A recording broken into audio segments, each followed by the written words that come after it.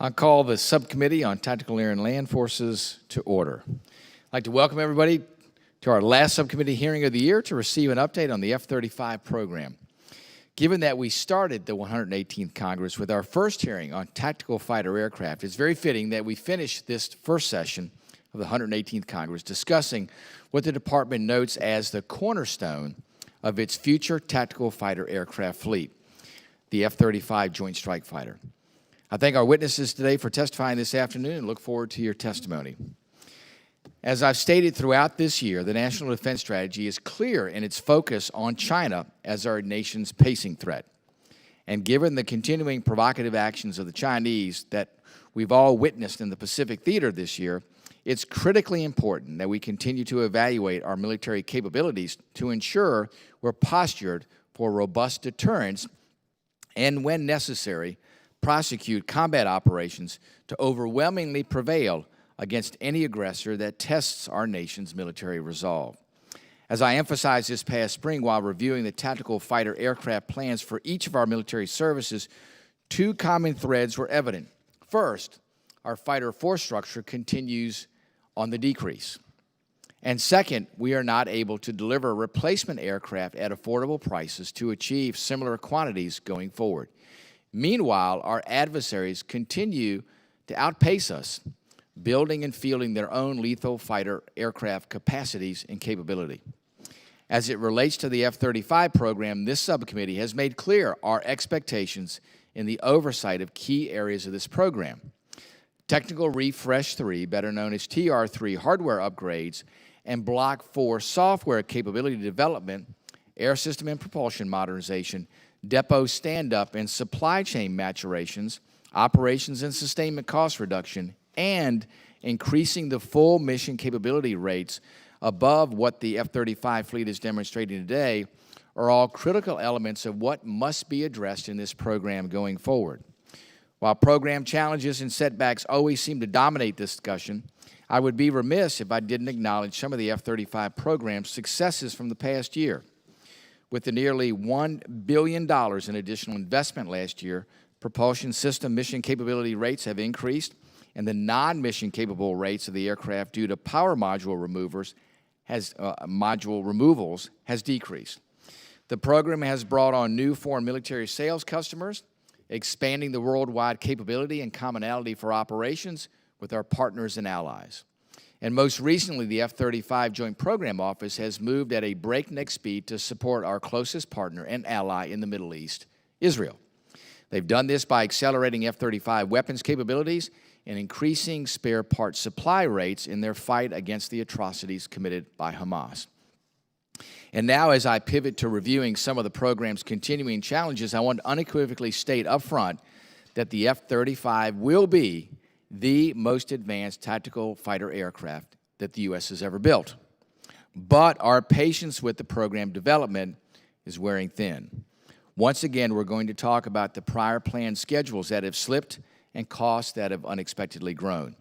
I want to focus on four issues today. First, TR3 development and fielding challenges. Second, propulsion and thermal management system modernization and requirements.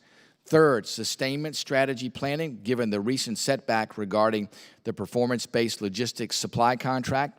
And fourth, potential strategies related to the development and testing of software and mission capabilities, both now and in the future. My friends, the F-35 is a technological marvel, but the delays in fielding required capabilities are disturbing. As the Department of Defense's largest acquisition program, I am committed to providing rigorous oversight to deliver required capability at a reasonable cost. With that, I turn to my good friend from New Jersey and distinguished ranking member of the subcommittee, Mr. Norcross. Thank you, Chairman, and I'd like to welcome our witnesses. The subcommittee's last 35 oversight hearing was 2.5 years ago. Given the fact that the DoD's largest weapon program, I think this public hearing is long overdue and look forward to our government witnesses updating Congress on and the public on the F-35. F-35 is one of, if not the most capable fighters on the planet. When I speak to military leaders around the world, I always hear how much they enjoy the flying F-35, how impressed they are with its performance. And I don't want that to be lost in today's hearing. It is a very impressive fighter. But what's important is that we continue to deliver future capabilities to operational forces as soon as possible and at a cost that the department can afford. That's what this hearing is about, oversight, the execution of development, production, sustainment of this key weapon. 2 months ago marked the 22nd anniversary of the start of the F-35 development. Today, the program continues to suffer unforeseen cost overruns and schedule delay. Much-needed technical refresh 3, or TR3, will ultimately deliver Block 4 capabilities, and it's not ready. And the government ceased to accept deliveries of this new aircraft until TR3 testing is complete. Moreover, the department notified the committee a few months ago of another schedule delay that pushes delivery of TR3 to mid-2024. Assuming this schedule holds, and that's a big assumption, that would result in almost an 18-month delay and almost $1 billion of cost overrun. I hope our witnesses today will explain the root causes of these delays and update us on executing the new schedule. We need to deliver Block 4 capabilities to the operational forces ASAP, and TR3 is the hardware that supports future capabilities. The F-35 program is also in early development stages of a future engine necessary to sustain the aircraft through the F-35's life cycle. This issue is broader than just a discussion on an engine. It encompasses propulsion, system cooling, electrical power generation, and electrical distribution. We want this system and its air system subprogram to meet its cost, schedule, and performance metrics. We want it to be on time and on budget, and we want it to meet the requirements. I look forward to hearing from the witnesses regarding this development effort and hope that they will clearly identify critical paths to success and any mitigating efforts to drive out or minimize the execution risk. Turning to sustainment, fiscal year 22 NDAA prohibited the department from entering into a multi-year performance-based logistic and sustainment contract unless and until the Secretary of Defense certified to Congress that this contract would either reduce sustainment costs or increase readiness. Understand the department recently ceased negotiations with Lockheed Martin regarding potential sustainment and indicated the primary reasons is they could not meet the congressionally mandated certification requirements. I find it puzzling that a multi-year sustainment contract as compared to the annual sustainment contract could not either deliver and drive down cost or increase readiness. Ultimately, sustainment costs will determine whether the department can afford to procure its objective fleet of 1,763 aircraft for the Air Force, 420 for the Marines, and 273 for the Navy. And I think it would be helpful for our witnesses to update the subcommittee on the sustainment strategy and explain how the strategy will deliver the readiness we need at an affordable cost.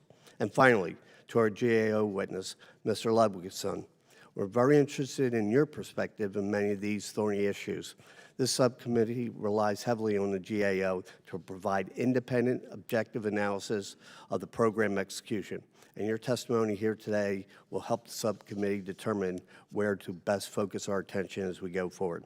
In closing, Tactical Air and Land Forces subcommittee remains supportive of this program, but the department must continue to work to drive out scheduled delays and avoid those cost overrun.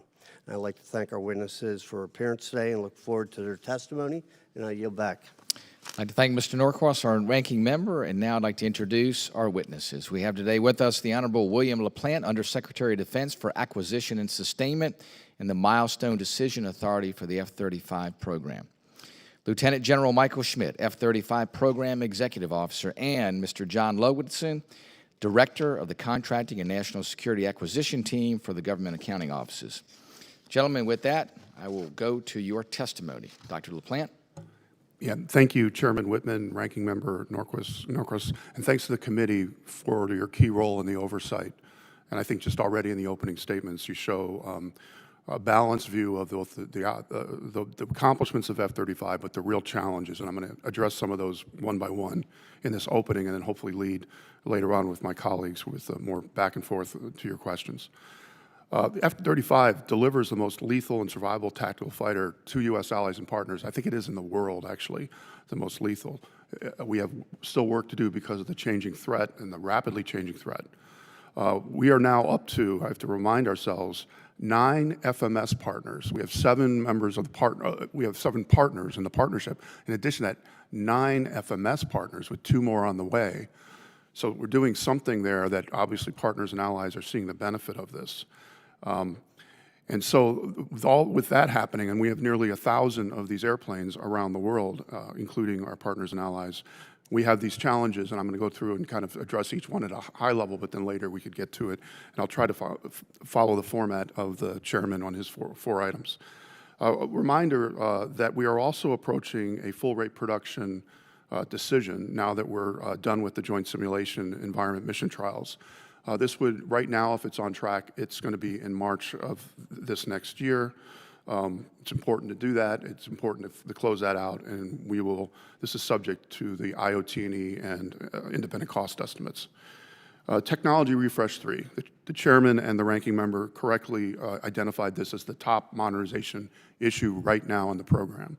A reminder again is that TR3 is the hardware upgrade from TR2, which is, I remember us putting that back in when I was the Air Force Acquisition Executive in 2013. But then the software that goes with it, and as the committee knows, and we'll be able to talk to, while there's been significant progress, the software maturity is not such that it runs on the hardware in a manner that we are yet to be satisfied with, and hence that's the issue of the delay that was mentioned. So that's point number one. Point number two, I'll just cover the propulsion. There's been a lot of work, and this committee, I know, has been very interested in the engine core upgrade work that's been done, as well as to extend the engine life for the F-135 engine, but also the cooling and thermal management requirements to get to some future power requirements that these new systems we need for the threat have to deliver. So there's a lot of work that's been done there and getting that started. And of course, the related, I would call it adjacent issue of the technology of the AETP program, which we've been tracking for 10 years, and where that goes. We can talk about all of that. Mentioned the sustainment, and the core of that, of course, was to get to a good and effective performance-based logistics contract at the system level. And we took very seriously the NDA guidance about having it certified both for performance and cost. And simply put, in the negotiations we've gone through with the industry, until about a month ago, it was clear we were not going to get a satisfied cost proposal with performance that we would feel comfortable with, and that we had to take the team that was very busy working on that and put them on essentially extending where we are now, and then come back to the PBL. And simply, we were not going to approve a PBL that did not perform well and didn't get the cost savings. And for the ranking member and how you expressed your question about how could we not have a better price and performance, I completely agree with you. That almost took the words out of my mouth when we made this decision. So we have not given up on it, but we've got a lot more to do there with the industry. The other piece on sustainment that I'll be happy to talk about in the last year, and this is, I would say, a positive thing, is that we've been doing sustainment tabletop exercises, assuming a contested environment, particularly one in the Indo-Pacific, and we're learning a lot. So we've done that there. And finally, what is central to this discussion on PBL, and frankly it's been essential to the program since I've been with the program, has been the data itself and the quality of the data and the ownership of inventories and understanding the inventories. It impacts lots of things, including our ability to pass an audit. This has also been a factor in the PBL negotiations, is making sure that the data that we're getting from industry is something that we can rely on. So we're going to continue to push on that. The legislation of 356 that allowed us to get data from the contractor has been very helpful, and we look forward to working you further on that. I will close my testimony and look forward to your questions. Thanks. Thank you, Dr. LaPlante. We'll now go to Lieutenant General Smith. Sir, thank you. Chairman Whitman, Ranking Member Norcross, and distinguished members of the subcommittee. Thank you for the opportunity to provide an update on F-35 development and production plans and progress, as well as strategies to maximize readiness and reduce sustainment costs. I'm grateful that topics such as Tech Refresh 3, engine power and cooling modernization, Test infrastructure and sustainment are priorities for this subcommittee, and I assure you they are top priorities of mine. Today, our Lightning Sustainment Center is delivering global support to U.S. services, F-35 partners, and foreign military sales customers around the world. We are executing an F-35 war on readiness, war on cost, and war on cyber to get after key program challenges. We are placing strategic focus on depot stand-up, organic warehousing and transportation, and logistics information system modernization. Meanwhile, organic Pathfinder initiatives are driving cost effectiveness as we delayer our F-35 supply chain. It's clear there's no shortage of innovation and progress being achieved across this enterprise, and there's undoubtedly much work to be done.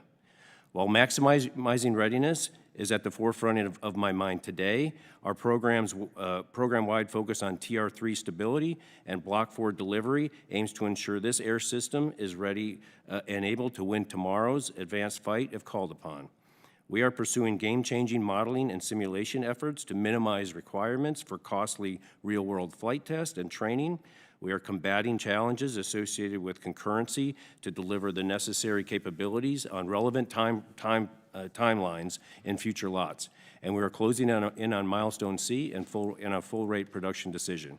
I look forward to the opportunity to update you on progress and plans associated with these and other efforts today. Since I last testified before this subcommittee, the F-35 program has overcome significant challenges and made tremendous progress. Many recent operational and programmatic accomplishments are detailed in my written testimony. Since March, the F-35 program has stood up capability at 4 new bases and on 1 new ship. To date, F-35 users have logged over 750,000 flight hours and 450,000 sorties around the globe. F-35 capability and international collaboration are increasing every single day. Within 10 years, there will be over 600 F-35s operating in the European theater alone, and fewer than 60 of them will be U.S.-owned. The F-35 partnership's shared commitment and mission brings game-changing value not only for coalition combat, but for our taxpayers as well. I'm tremendously proud of our multinational F-35 JPO team members who deliver, innovate, and grow every single day. Together, we're leaning into this dig-in mentality as we enable 5th-generation capability and pursue readiness excellence across the F-35 fleet. Thank you once again for the opportunity to join Dr. LaPlante and Mr. Ludwigson as we discuss F-35 progress, challenges, and opportunities. This subcommittee's support and oversight are essential to the success of this program.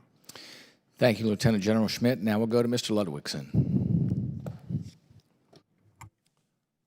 Chairman Whitman, Ranking Member Norcross, thank you for the opportunity to discuss our work examining the F-35. The F-35 remains critical to U.S. national security and to that of our international partners and allies. After years of development and the completion of testing, the baseline program is poised to move out of the acquisition phase. Completing baseline development is good news, but the work to keep the F-35 ahead of our potential adversaries continues. The program is committed to modernize the aircraft through the Block 4 and TR-3 efforts, aimed at providing enhanced capabilities to keep ahead of evolving threats. The program also plans to upgrade the cooling system, engine, and related systems, intending to reduce wear on the engine and reduce costs while enhancing the foundation of the F-35 to receive advancements developed through Block 4 and potentially beyond. Both of these modernization efforts are critical to the future of the F-35. Over the past several years, we have reported multiple concerns about Block 4 and TR-3 and made recommendations aimed at improving them. In particular, we've reported that the program was struggling to develop and field Block 4 capabilities and made numerous recommendations, including updating the schedule to better reflect actual development timeframes and to use better tools for monitoring software development. Earlier this year, we reported that the limited availability of test aircraft posed a risk to the Block 4 test schedule and noted the program was planning on increasing the number of test aircraft to address this. Over the years, we've also raised higher-level concerns about how Block 4 is organized. Originally, Block 4 was comprised of 66 capabilities expected to be completed for $10.6 billion by 2026. In 2016, at the inception of Block 4, we recommended that DoD take steps to manage Block 4 as a separate program and that Congress consider directing DoD to do so.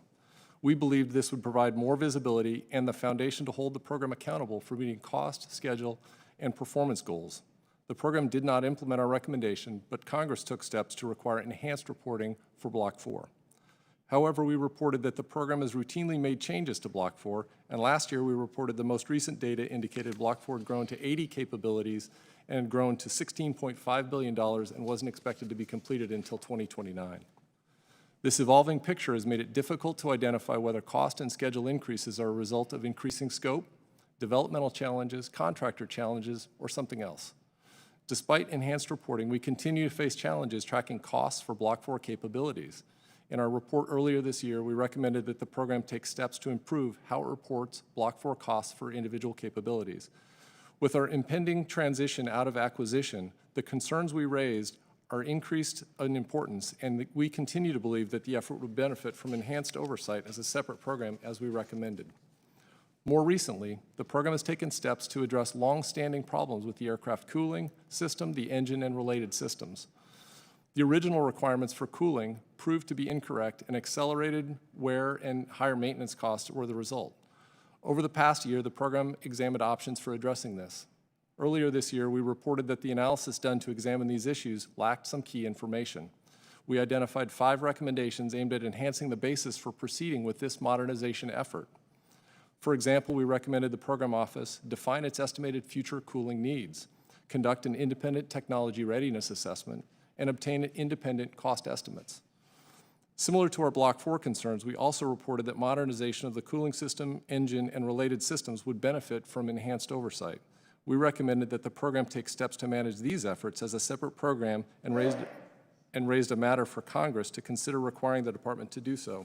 As the program transitions out of acquisition, it could be difficult to oversee these efforts without traditional acquisition management tools. Much has been accomplished in the development of the F-35, but the modernization efforts appear costly, complex, and critical to staying ahead of our potential adversaries.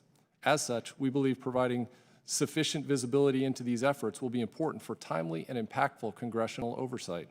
Our past recommendations could help Congress oversee these efforts as the baseline program transitions out of the acquisition phase.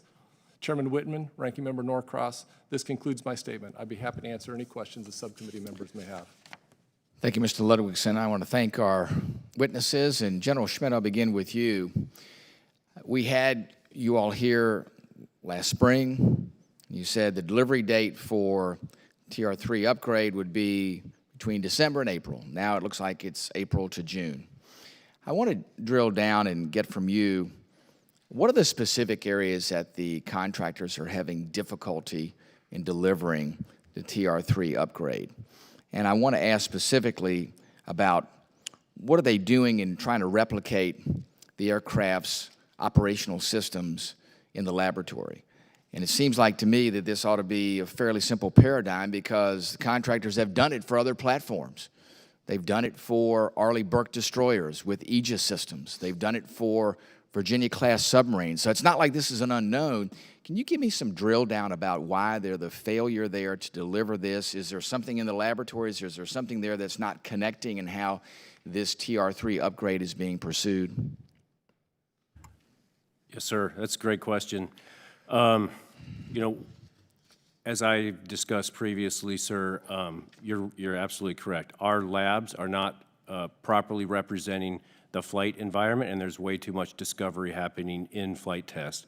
Dr. LaPlante directed a tech baseline review that started last summer they're just wrapping up and we'll get the results.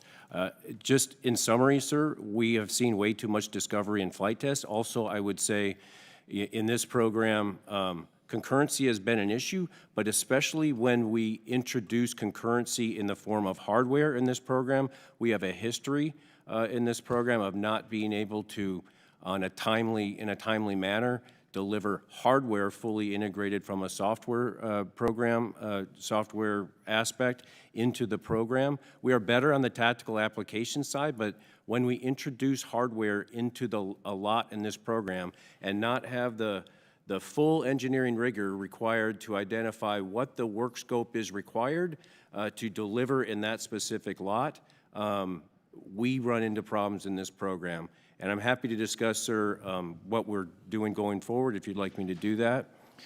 Yeah, I would. I'd like to know what the course of action to correct this, to be able to get back on track, because this doesn't only affect TR3, but it also affects Block 4.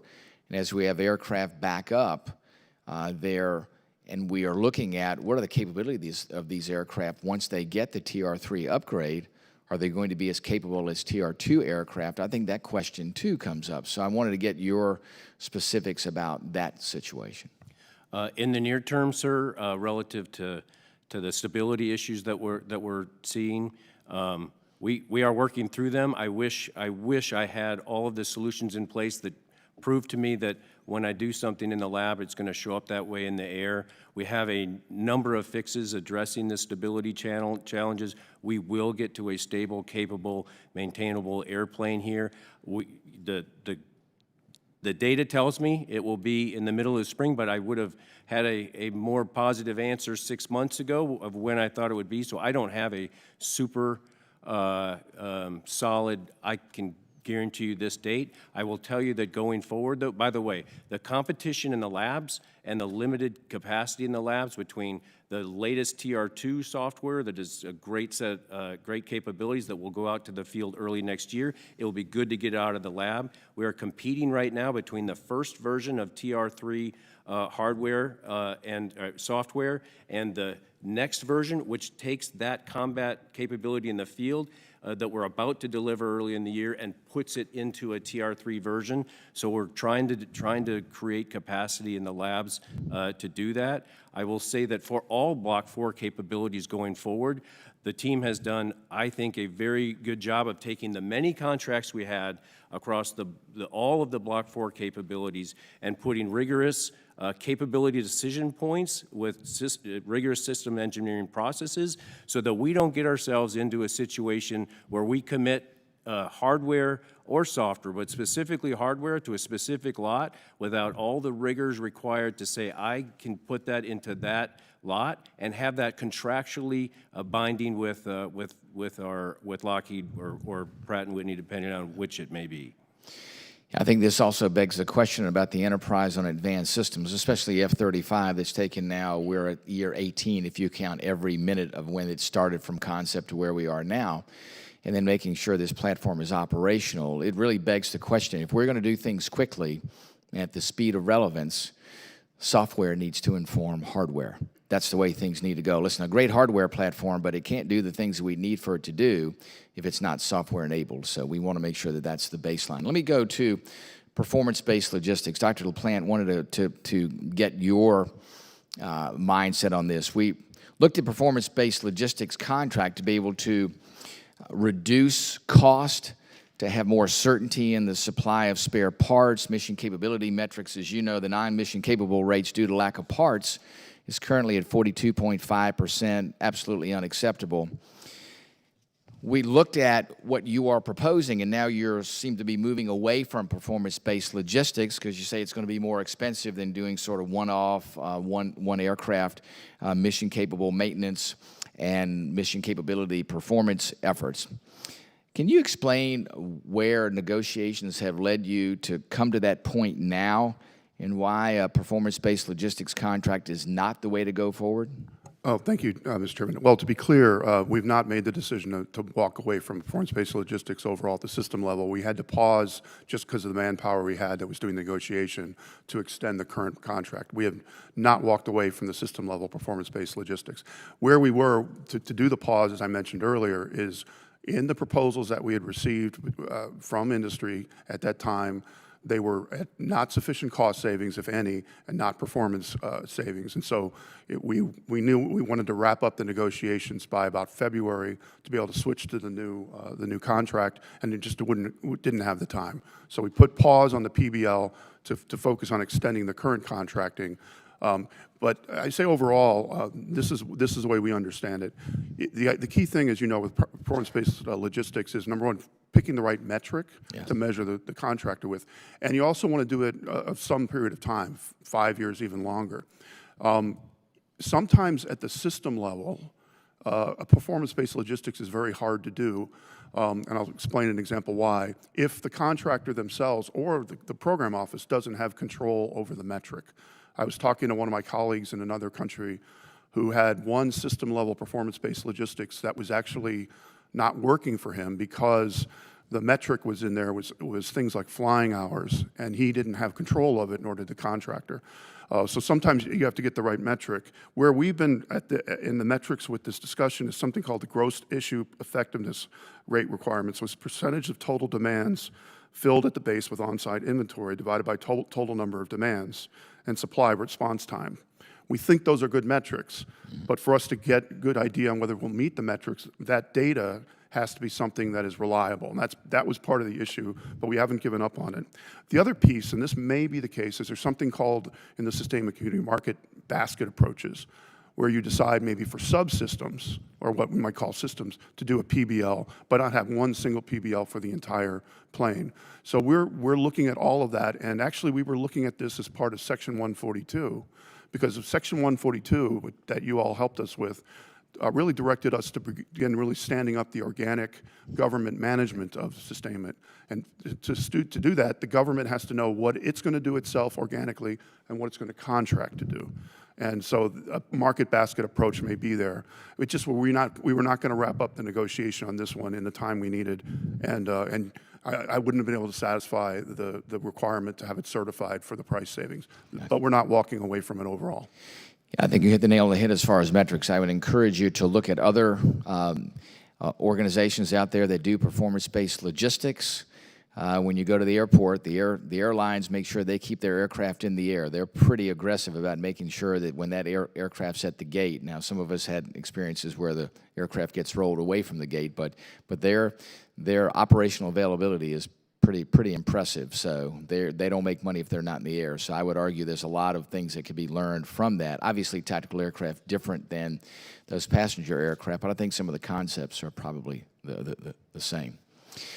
With that, I'll go to our ranking member, Mr. Norcross. Thank you, Chairman.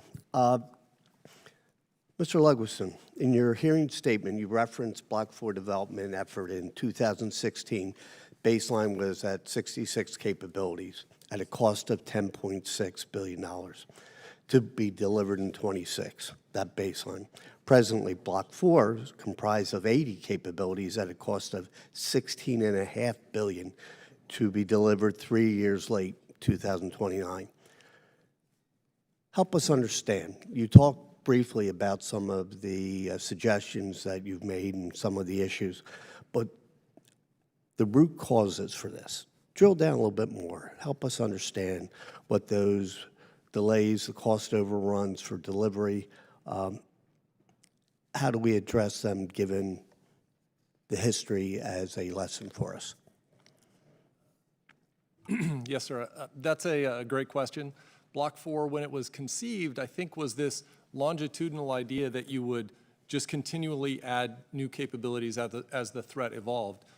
Unfortunately, that's hard to do in a public sector space where you've got the Congress has to decide to provide the money and provide the other support necessary to proceed. And it was that, and I should say that 66 capabilities number, that's something that was difficult for us to get our hands around from the beginning. But the original requirement of the original 66 capabilities is not something that I think the program wanted to sort of carry forward. They wanted this to be rather an evolving situation.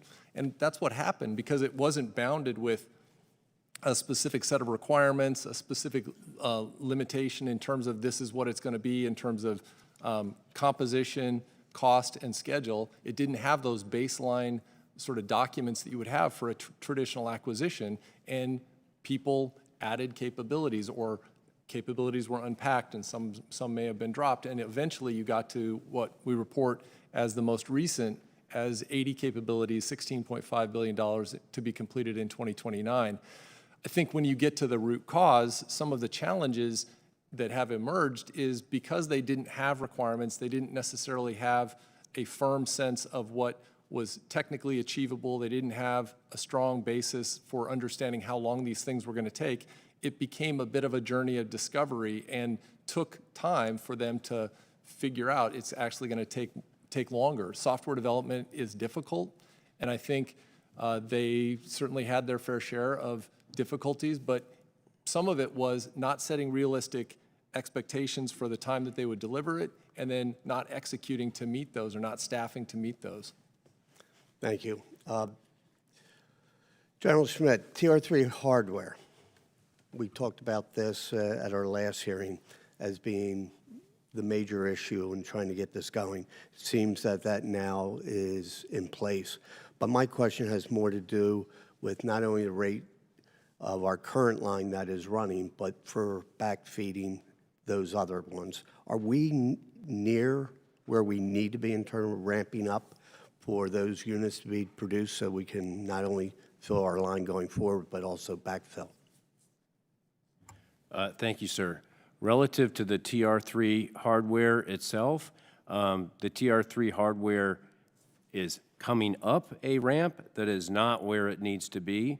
It is not meeting our contractual requirements. So, and there's really a couple of components within the TR3 hardware that is driving that, but you need all the components to make a TR3 kit.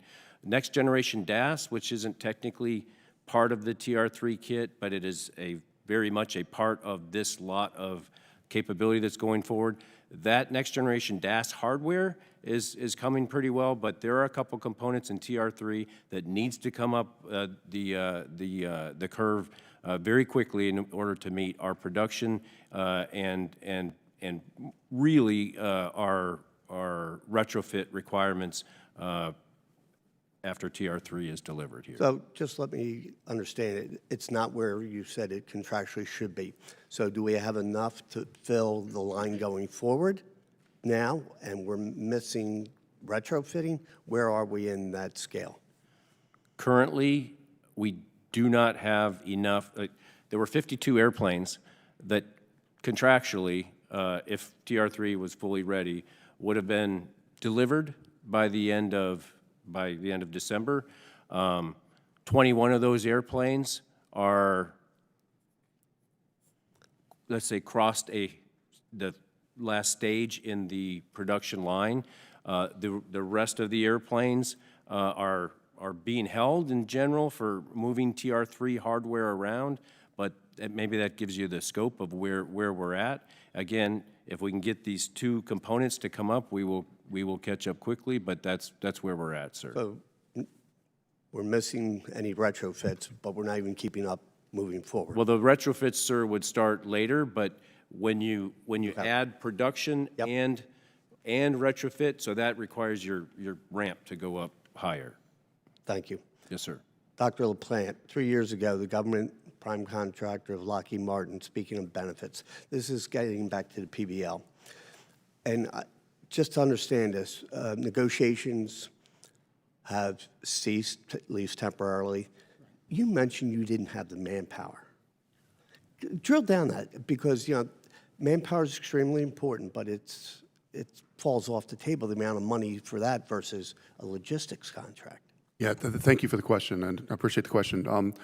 It's basically the team that General Schmidt has to do the negotiations and what they focus on. We could have surged manpower, that's exactly right, but we thought about that, but it was probably not practical. And General Schmidt, if it's your team, you can maybe talk about that.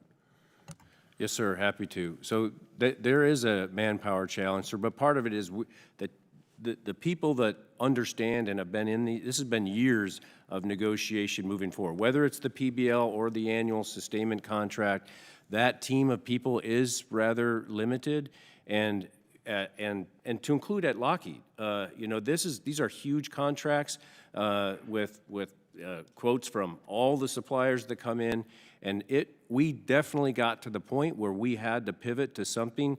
I had to either show Dr. LaPlante that I had a closure plan that would get us there like by right now, or pivot to extending our current contracts. Otherwise, we'd be at risk of sustaining our fleet. I'm proud of the team who's been working this 7 days a week for a long time. They have closed with Lockheed on a full handshake for the first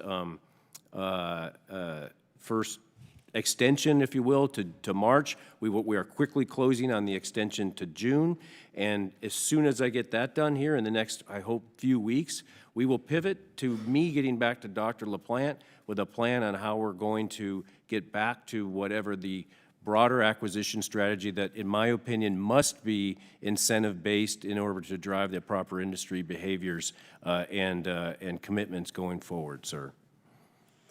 We'll pursue that a little bit later on, but I'm going to give the others a chance. I yield back. Very good. Thank you, Mr. Norcross. We'll now go to Mr. Lalota. Thank you, Chairman. Thank you for our witnesses for being here today. I represent the 1st Congressional District of New York, the eastern end of Long Island, and Long Island is the proud supplier of about 50 different F-35 components, and it is the reason for about 535 jobs. Our folks on Long Island make everything from avionics to the landing gear of Air Industries in Bayshore, the town where I grew up. I want to talk about supply chain issues, and my first question is for Dr. LaPlante. Post-pandemic, and now with real-world requirements in Israel and Ukraine, this committee has spent significant resources in an effort to improve our defense industrial supply chain. Subcommittees like this have brought in experts like yourself to gain some lessons learned to improve our warfighting capabilities. With those lessons learned in mind, can you please tell the committee what steps the DoD acquisition folks are taking to ensure America's defense industrial base is meeting important programs like the F-35? Thank you for the question. Number one, we're imminently going to release for the first time ever a national defense industrial strategy that has 4 elements to it, also with an action plan follow it. That's going to be released any day now. And one of the 4 items is all about supply chain. We have, under the auspices of the supplementals for Ukraine, but also under the regular budgetary process, pumped billions of dollars into the industrial base and building back in key areas. One example, for example, Defense Production Act on 5 key components across the industrial base. We've used, I think, up to $800 million there, whether it's for rare earths, batteries, solid rocket motors, et cetera. So it's what we do every day. And yes, COVID threw us all for a loop. The other piece of this that I'd like the committee to think about, because it's what we're sort of dealing with in munitions, is one of the reasons to do multi-years or block buy, depending on what you want to do, is not just the savings and costs. You should get savings and costs, but to the stabilization of the supply chain, the sub-tier suppliers. Because if they see that they can get longer-term contracts, it stabilizes them and it makes them less certain. To do that, a lot of times you have to put in what's called economic order quantity, which is, think of it as buying bulk some of the parts the first 1 or 2 years. And that's something that is what industry does in the commercial world. They don't buy things 1 year at a time. And those are things that we believe, done right, will really help with the supply chain, including on F-35. Thank you, and you kind of beat me to my next question for Mr. Ludwigson. What can Congress do better to help strengthen the supply chain? I hear demand signals. We've heard that before. Both Chairman Rogers, Chairman Whitman are trying to get us to be in a better position with the power of Congress's purse to give the industry better demand signals. What else can Congress do to help on this issue? Are there issues of regulations or whatnot where Congress should endeavor to help strengthen our supply chain, Mr. Ludwigson? I think the progress that's been made with getting the baseline program through testing so that it can be approved for full rate production through Milestone C provides a greater degree of certainty. I defer to General Schmidt and Dr. LaPlante to provide comments on that. But my impression is that with greater understanding that the program has achieved this goal, it's in a better position to enter into longer term arrangements, get a better understanding of that ramp rate and what the actual production rates are going to be as it relates for F-35. That would be one of the things that I think is going to be very important is that move and the ability to reach those economic order quantities that make sense for the program with a known production rate and known experience with maintaining the aircraft in the field. Thanks. And with the minute I have left remaining, I want to switch gears a little bit, get back into the field and look at Israel. Lieutenant General Schmidt, how have the F-35s performed in Israel? Sir, in here I will say absolutely outstanding. Their mission capable rates are high. Their full mission capable rates are high.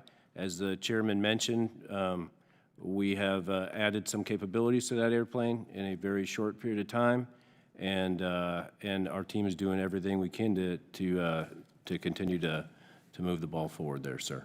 Thanks so much, Chairman. I'm almost out of time, but Dr. LaPlante, I look forward to reading your report, sir. Thank you. I yield. Thank you, Mr. Lalota. We will now go to Mr. Courtney. Thank you, Mr. Chairman, and I can share with Mr. Lalota that I actually did get a sneak preview of the report, the Industrial Base Strategy Report, and again, I really compliment Dr. LaPlante for really doing it really for the first time, or the first time in many, many years, and you know, it answers the question that frankly every service branch is really needs to get answered. So we're about 2.5 months into the fiscal year, 2024 fiscal year. Doesn't look great that we're going to have a budget passed or an appropriations bill passed before Christmas, and you know, then obviously the next cliff is fast approaching in January. You know, when we talk about the F-35 engine issue and the ECU upgrade, again, your budget, just to go back to last February or March when it was released, called for increasing the ECU line from 75 million to over 400 million was the budget request. And the two Defense Appropriations Committee are sort of roughly in that ballpark that's there. I mean, there's been some other talk about it all year, CR. I mean, given, again, the disparity between those two numbers, that doesn't sound pretty in terms of just, moving this program along. So I was wondering if you could comment in terms of just where would that leave us? Yeah, I think, we all don't hope it doesn't happen, but if we end up there, we may have to relook, and I'll defer to General Schmidt at the strategy for funding the engines. In some ways, and that work, in some ways, the F-35 program is, believe it or not, faring a little bit better in CR than other programs because we already are in production. But I could put a pitch here too. I really believe the key to supply chains is also production, and the F-35, for all the justified concerns we all have had over its program, is doing hot production. It's one of the few programs we have that's doing hot production, and it helps with the supply chains.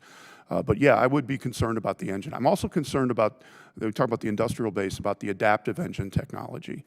You mentioned the ETP. That program, I've been with that program on and off in the government for about 10 years, and its predecessors. It's done more or less what we've asked it to do. It's gotten 30% savings and efficiency. We just were not able, the department was not able to fund a full-scale development program of that. I hope that at least that technology keeps going as well. But I also defer to General Schmidt to talk about the budgetary implications for the engine work. Yes, sir. There are about 600 people at Pratt & Whitney that are honestly doing a great job. I was just up there a few weeks ago. It's very impressive what they're doing to try to quickly go down the road to an engine core upgrade program. We need an appropriation to keep that program moving forward. I also need an appropriation because the power and thermal management system part of that I think Ranking Member Norcross discussed. That program really needs to get started, and I really need that funding to have Lockheed and the suppliers for a power and thermal management system really work through the engineering and all of that. So those are the implications. If we don't get an appropriation, I'm at a rough spot here in a couple of months, sir. Well, thank you. I mean, I think that's obviously very helpful. So speaking of the power thermal management, actually your office put out a RFI fairly recently, right, for my notes here. It's to new PTMS requirements of 62 kilowatt threshold and a 80 kilowatt objective of cooling. Can you sort of explain what that is, sort of in the context of where the program is moving right now? That RFI? Yes, sir. Well, those would be the requirements, if you will, that we're trying to make sure that this airplane can deliver that kind of electrical power to support all future upgrades to this aircraft. To truly understand what it takes to get to those things, I first need to be able to have Lockheed do a full assessment of the airplane to understand. So there's the actual power and the requirements, and then there's how much can every part of this airplane handle, to include the electrical power system, the fuel thermal management system, all of those things that we need to get going forward on. There are a number of great suppliers of power and thermal management systems out there that I want to be in this discussion and will be in this discussion, but I got to do some really good engineering work first to try to bring all of that together.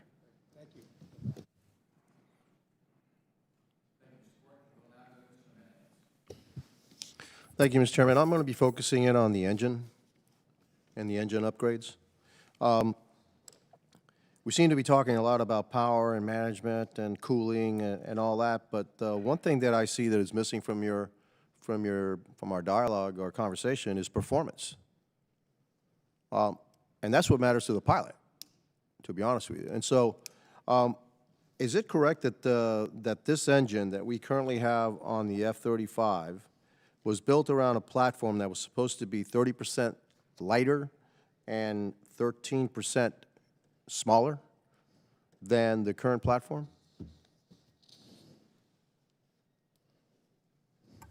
Sir, I don't know if those numbers are correct or not. You might be. Well, there's obviously something wrong because this engine is overheating, and and because of the increased demands on cooling, et cetera, that the lifespan of this engine is going to be shorter than what we thought. And so, where are we going? Are we moving on the EEP program, or are we looking at the AETP program, the new engines, or are we looking just to upgrade the engines that we have? Yeah, I'll hopefully help with the question here. We're going with the core, the life extension of the core, the 135, as well as the cooling for that engine. And let me just say this, not knowing the history that you know, so I defer to you. What I've seen in the time I've been in this job, and this gets to the requirements issue that the GAO mentioned, the requirements have changed in thermal and power because the threat has changed and the systems that have been added to the airplane, even decided to be added in the last 5 years, were something we didn't envision 10, 15 years ago. That's simply true. And so now you could argue that that's an argument for a much more modular architecture, so you can upgrade when the threat changes. But it has changed. The systems that are now on the jet are planning to be on the jet were not planned even 10 years ago.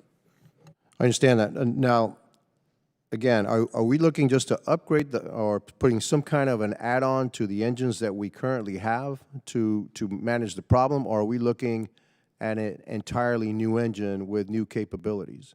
And if we're not, could you answer why? Because apparently the new engine with entirely different capabilities are going to give you 30% greater range, and it'll give you 20% more acceleration. And if we're looking at the Indo-PACOM theater, range is going to be a premium. So what are we looking at? Where are you guys heading? Sir, so I absolutely understand the question. We did a business case analysis last year.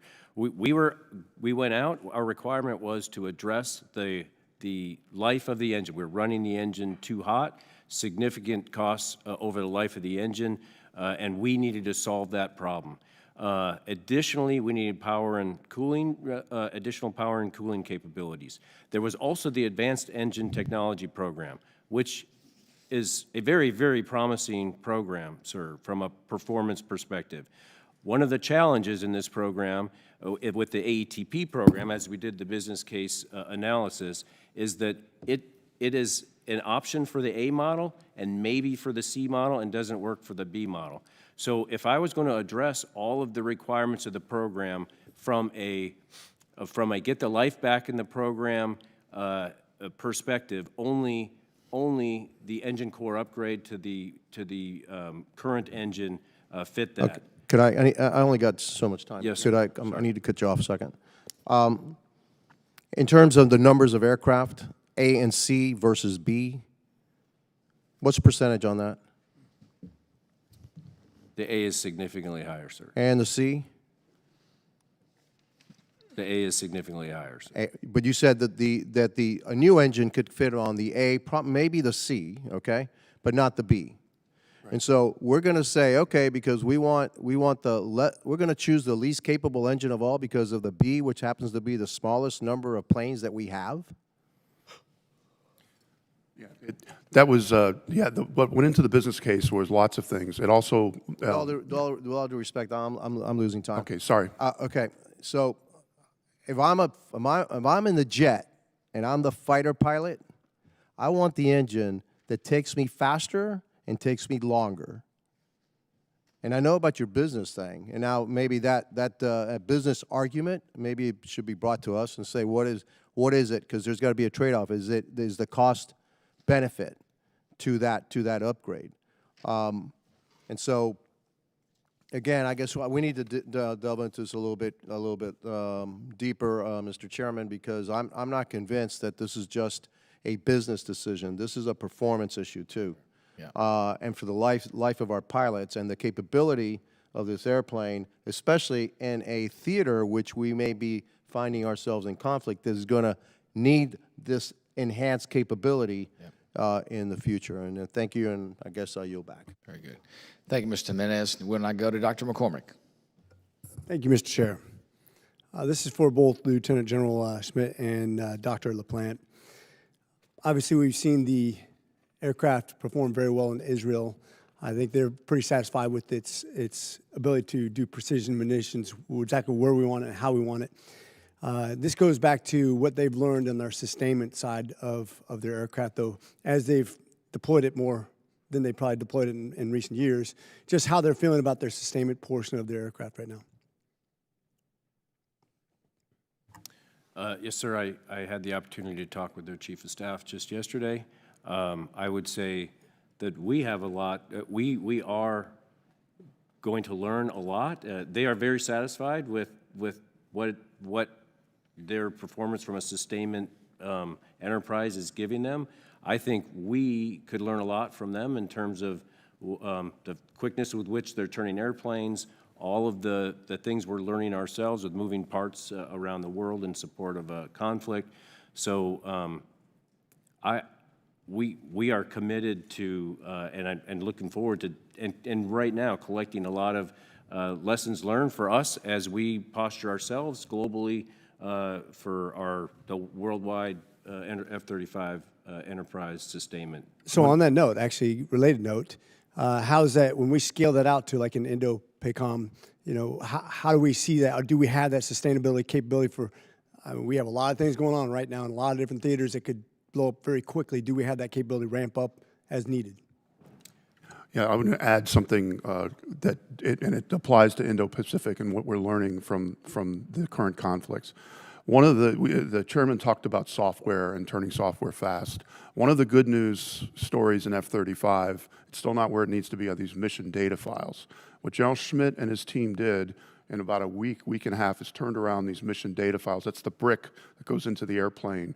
And that, I think the lessons learned on how you did that can apply all the way around the world. The other piece, and I mentioned earlier, is that we're doing tabletop exercises on sustainment in the Indo-Pacific. And what we're learning, not surprisingly, is that we have to be able to surge, and this gets back to the PBL. We want the PBL to be something we can surge. And so there's a lot of lessons that we're learning that will affect that as well. Okay, and with that also, I'm just going to go to another related topic. What about critical base shortages of, in fact, like the industrial base materials? Do we have materials shortages that could affect, especially strategically, different countries that control those sort of shortages? I would say overall, this is just the situation in the world right now. Energetics are a key issue around the world right now, whether it's solid rocket motors or other TNT or TNT-like things. And I think we're seeing that. We knew we were seeing that with 155 and the issue in Ukraine, but that's an issue we see everywhere in all the scenarios. So are we able to, is there something that Congress can do to address that specific, to protect those assets? Well, I think helping us with the Defense Production Act. We've already used the Defense Production Act to fund solid rocket motors and energetics. We need more of that. I think we also, then more companies will go into that business. So that's where Congress can help us. Thank you. Actually secure those raw materials in. Okay, very good. Lieutenant General Schmidt, specific to the importance of technological development, can you talk how the engine core upgrade currently underway is leveraging investments made by the Navy's fuel burn reduction program and other advanced development programs? Yes, sir. The fuel burn reduction program was very much a precursor to the engine core upgrade program. Pratt & Whitney has modeled the entire engine core upgrade program, and it's my understanding that very much so the fuel reduction program was a significant starter, if you will, to help move forward with the engine core upgrade program.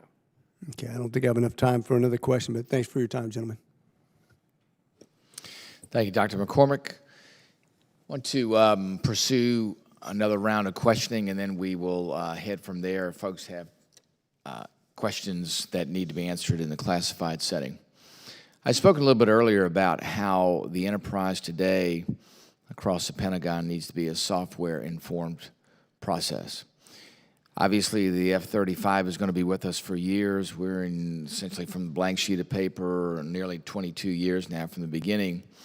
Gentlemen, can you tell me, and I'll start with Dr. LaPlante, can you tell me how you plan to pursue the enterprise of continued production and maintenance and upgrade of the F-35 in the current structure where we seem to be hardware-driven and software is an afterthought?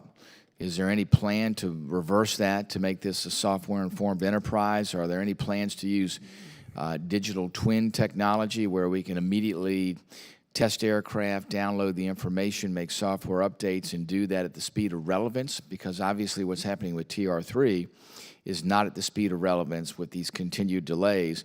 Something has to change with the paradigm as to how we operate within this particular realm. We know that programs like CCA are going to be software-informed programs. So can you give us some insight as to how you see us changing the paradigm for the F-35? Yes, and thank you for the question, an extremely important question. I co-chaired the Defense Science Board study on software acquisition in 2018 that motivated going to the new software acquisition pathway, where the old waterfall techniques that the department had across everywhere needed to be changed to a modern DevSecOps iterative with 8-week sprints and dropping to a minimal viable product. One of the first programs that we looked at on the Defense Science Board study, with General Schmidt's predecessor, was F-35. And one of the questions we asked ourselves was, could you go to modern DevSecOps on this mission software for F-35? The challenge that we saw was the architecture.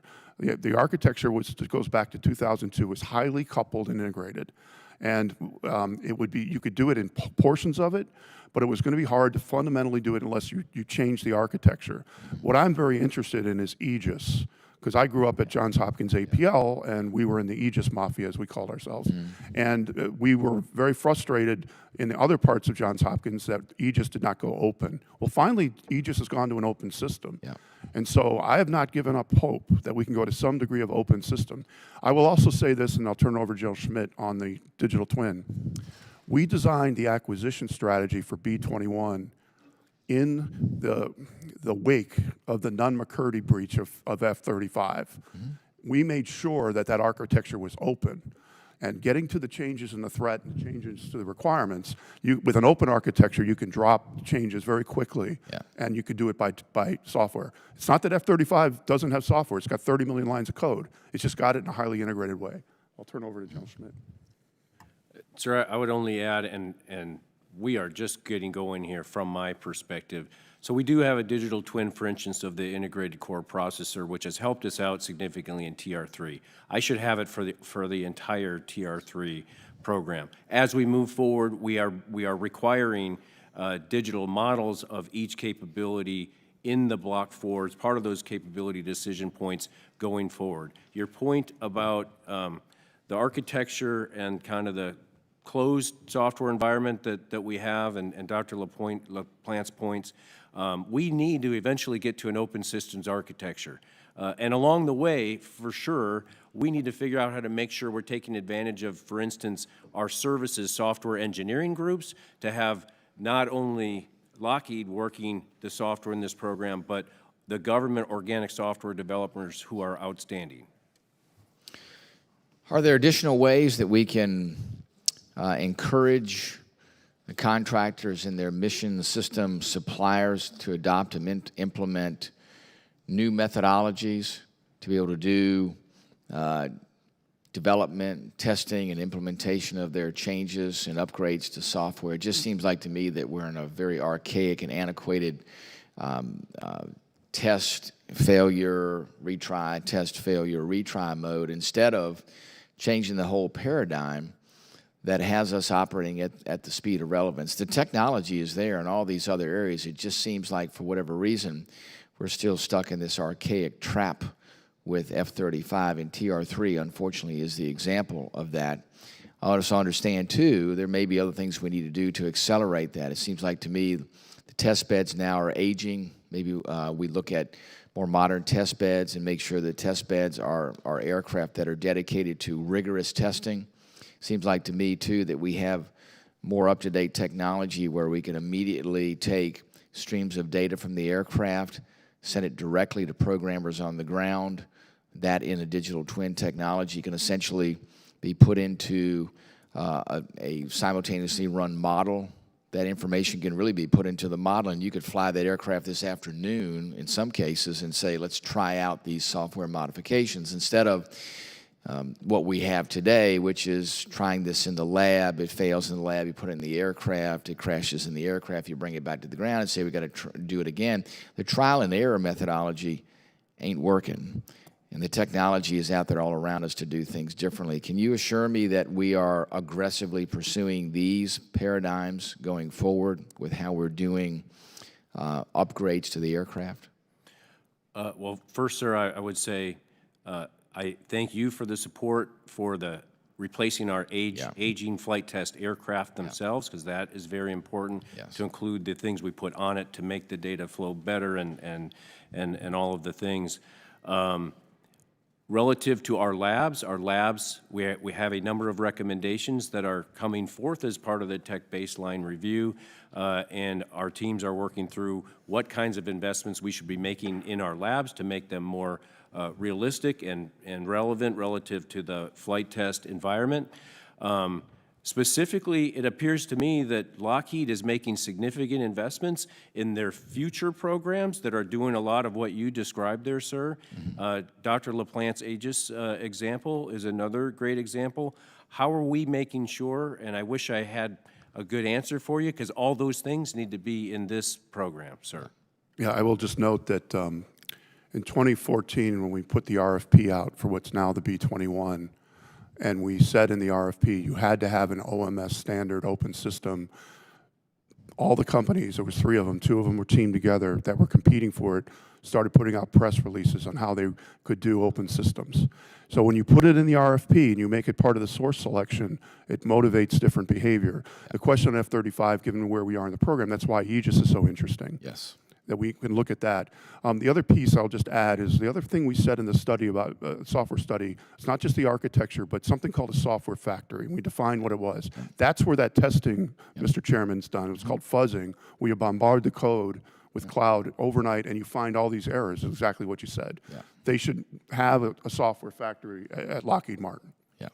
No, I think software factory paradigm is great. Listen, this isn't the secret how to do this. As you pointed out, Aegis has done it for years. The prime contractor is the lead on that, so it's not like this is a secret sauce somewhere that's underneath a pillow that we have to resurrect and put back out there. This is a known entity. It's done on submarines. It's done on surface ships. No reason why it can't be done for F-35. So with that, I'll turn it over to Mr. Norcross. Thank you. General, just to drill down a little bit on your statement that up at Pratt & Whitney there's 600 people working, yet you're talking about the CR. Those 600 aren't working on the ECU for the future, or 600 dedicated people for the ECU upgrade? The ECU for the future, the ECU upgrade. Okay. Yes, sir. So if they're currently working and we have a CR, how does that impact that other than ramping up? Yes, sir. We're limited to last year's funding. Right. Under the CR, and we're good through about February-ish. But at that point, if I don't have the funding to keep, and we're supposed to be ramping up significantly this year in terms of, investment in that program per our plan. So we're capped at the level, and then we're actually at risk of it running out if we don't have an appropriation, sir. Nobody wants to CR, but at least we'll continue and hopefully get that. And that's what I want to talk about, and Joe has a question concerning the Defense Act. But for this program, we made a decision. We can't fund 2 engines. Agree with it, disagree with it, this is where we're headed. Talk to me about some of the technical risks that are facing the ECU and how you're addressing that so that we don't run into a problem like we are with the TR3 upgrade. For the program as a whole, I mentioned what I think are some of the technical risks is ensuring that it's one of the requirements I have, sir, is that this engine program is retrofittable. So we have those power requirements, but at the same time, our nations and our services have said this must be retrofittable.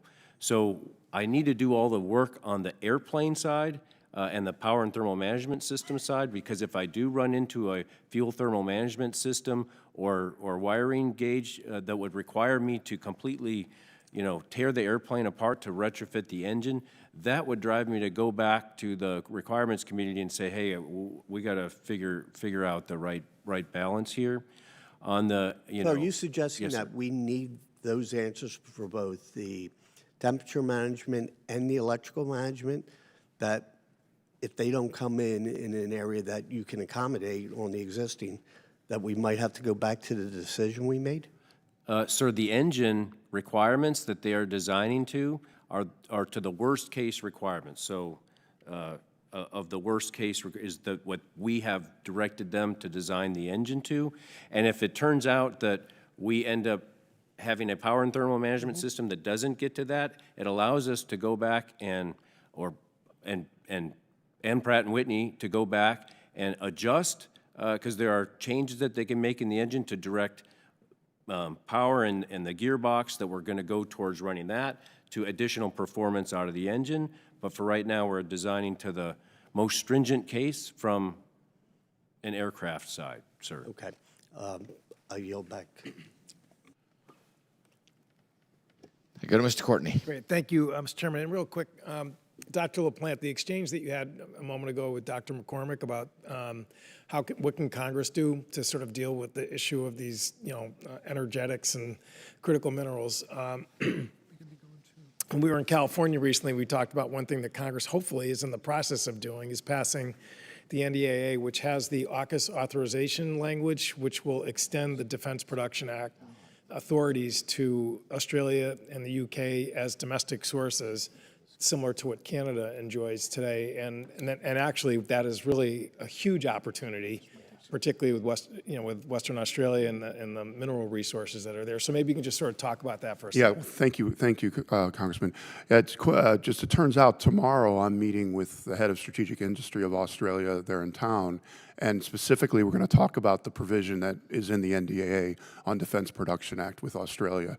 So I think they're very excited about it. Actually, the industrial strategy that you read, we're finding the partners are really interested in that too, because they're looking at things that we have that they may want to do. We're also getting the same interest from our European allies, from NATO, about a Defense Production Act-like thing for them. So, a lot of folks are watching us. I think they see what this Congress has done in authorities. I think they've seen the effectiveness of it. So I would just thank you all for what you're doing, and I know the Australians are very eager to talk to us. Again, hopefully we've got about 48 to 72 hours to wrap this up. So, then I yield back. Thank you, Mr. Courtney. Mr. Norcross, any other questions?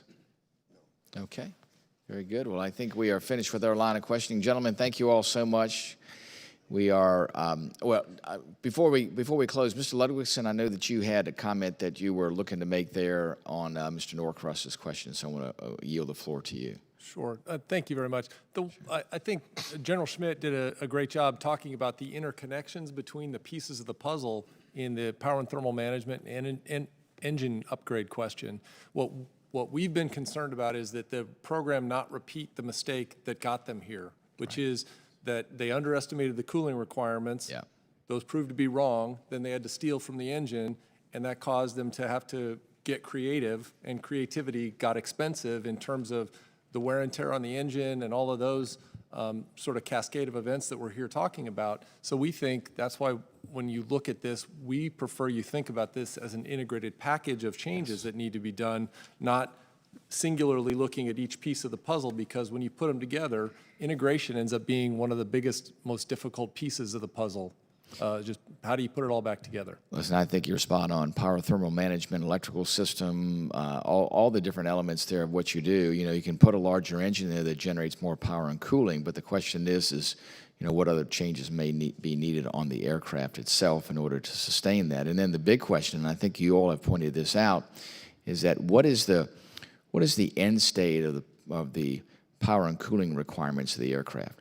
So where does it need to be before its ESL is expired? That's right. So there's no use to say, well, you know, we're going to build an engine that can do 62 kilowatts, and then you go, well, gosh, we really needed 80 kilowatts with future upgrades for the aircraft, because this aircraft is at a price point where we cannot afford to go through another engine upgrade. If you're going to do it, you want to do it one time. You want to determine what are the total costs, as you said, over the life cycle of the aircraft. Look at the number of hours that you get out of that engine, which obviously we aren't getting out of the current engine configuration, because you're going to have to do that in order to substantiate the cost that's going to take essentially over a long window of time. So I think those things are incredibly important questions that need to be asked before you take any next step in the final engine decision-making. I think when you face a difficult question, it's the carpenter's analogy springs to mind: measure twice and cut once. Pretty useful way to think of it. That is exactly right. So any of our other witnesses want to make any additional comments? Very good. No, I think you just described, my GO colleague, the fundamental systems engineering challenge. Is you have to get the system engineering right, because the coupling between subsystems and the effect on that is something that we often needs attention, and really good systems engineers are hard to find as well. Yeah.